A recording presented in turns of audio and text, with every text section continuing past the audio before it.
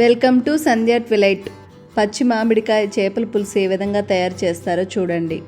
మేము ఇక్కడ 1.5 కేజీ చేపలు తీసుకున్నాము.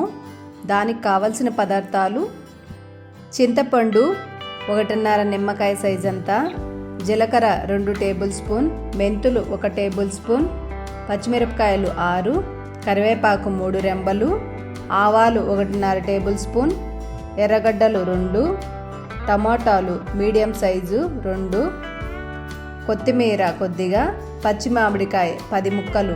ఇక్కడ చేపలు ఎన్ని ముక్కలు ఉంటే అన్ని మామిడికాయ ముక్కలు తీసుకోవాలి. ముందుగా ప్యాన్ పెట్టి అందులోకి 3 టేబుల్ స్పూన్ ఆయిల్ వేసి, ఆయిల్ హీటెక్కాక ఆవాలు, జీలకర్ర, మెంతులు వేసి బాగా వేయించుకోవాలి.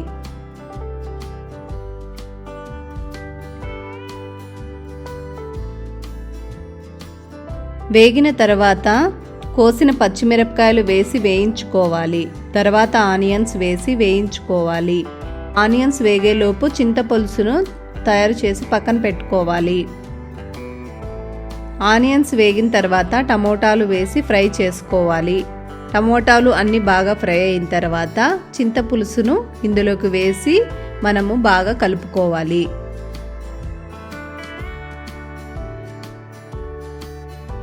ఇందులోకి 2.5 టేబుల్ స్పూన్ కారం, 1 టేబుల్ స్పూన్ ధనియాల పొడి, రుచికి సరిపడా ఉప్పు, 1/2 టేబుల్ స్పూన్ పసుపు వేసి బాగా కలుపుకోవాలి.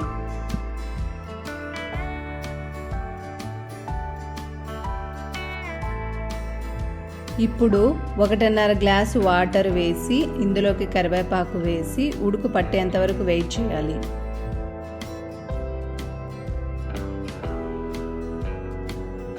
పులుసు ఉడుకు పట్టిన తర్వాత ఒక్కొక్క చేపను నెమ్మదిగా తీసుకొని అందులో వేసుకుంటూ రావాలి.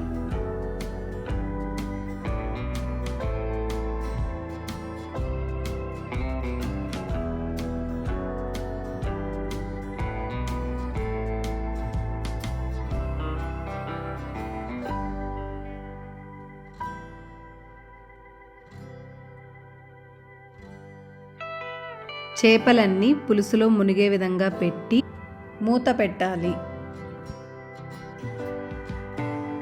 చేపలు ఉడకడానికి కరెక్ట్గా 15 నిమిషాలు పడుతుంది. కాబట్టి మంటను మీడియం ఫ్లేమ్లో పెట్టి 15 నిమిషాలు వెయిట్ చేయాలి. 15 నిమిషాల తర్వాత మూత ఓపెన్ చేసి ఇందులో మనం కోసి పెట్టిన పచ్చి మామిడికాయలను వేయాలి.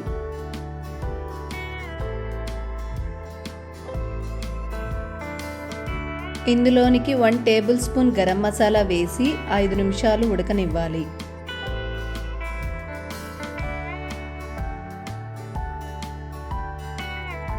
ఫైనల్గా కొత్తిమీర వేసి దింపేయాలి.